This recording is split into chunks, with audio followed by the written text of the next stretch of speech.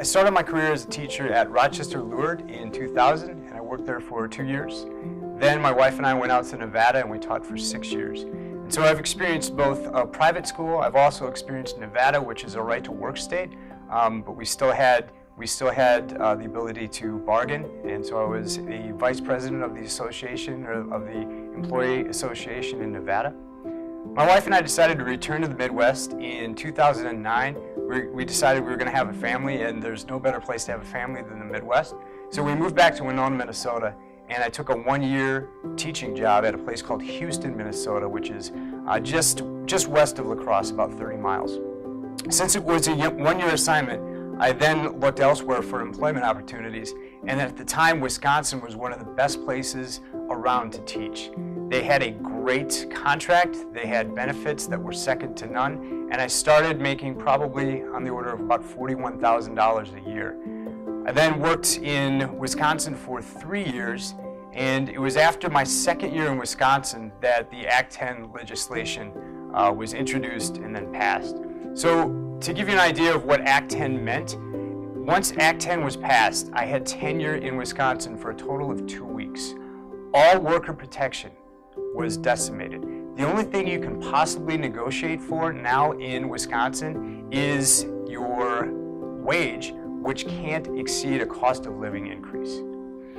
All of the benefits of having flexibility, like local governments having flexibility to deal with teacher contracts and that, the flexibility really meant that local districts had to spread themselves thinner than before because they weren't getting funding from the state government, and it really put the onus on local government to figure it out. And how did they solve the problems? They took money away from educators. So for frame of reference, at the end of my teaching career in Wisconsin, I tried to bargain because they said we now would become free agents. I went into my superintendent in Wisconsin and I asked him, hey, can you do something for me? Can you help me out? And he once again said, I'm sorry, we can't negotiate with you. You're still a member of the union, and since you're a member of the union, we can't give you anything that someone else doesn't have. The day I decided to leave Wisconsin, I had already received, or they had already taken away half of my prep time. They had taken away to the tune of $11,000. They had taken my insurance benefits, and instead of having no copay, that copay went up to a $2,000 deductible, and then it went up to a $4,000 deductible. They also made me contribute more to my retirement, and so the day I decided to leave Wisconsin, I went back to Minnesota, and I got an $11,000 pay increase when I went back to Minnesota. But it was bigger than that. It was bigger about the money, because when I left, the secretary at Cochrane Fountain City School, she said, is it just about the money? That was a part of it.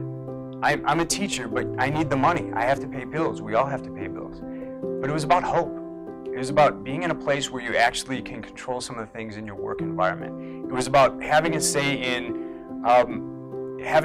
your benefits, having a say in how many classes you're teaching, having a say in class sizes.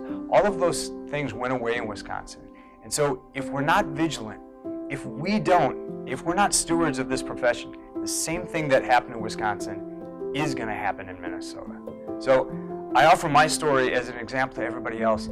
This happened in Wisconsin, it's happened in Iowa, and unless we're careful, it's going to happen in Minnesota.